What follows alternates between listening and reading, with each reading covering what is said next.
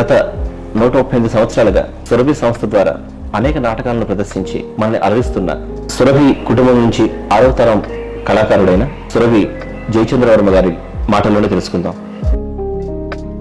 Hi sir, జయచంద్రవర్మ గారు సురభి నాటక రంగానికి చెందిన వంశస్థులు, వారసులు. అంటే యాక్చువల్గా కళకి అదే ఆస్తికి వారసులు ఉంటారు, మీరు కళకి వారసులు. అంటే 1885లో స్టార్ట్ అయింది కదా సురభి నాటక సంస్థ. ఏంటి దాని చరిత్ర ఏంటి, అసలు ఎలా ఉంది అసలు? మీకు ఫస్ట్ అందరికీ నమస్తే అండి. నా పేరు సురభి జయచంద్రవర్మ.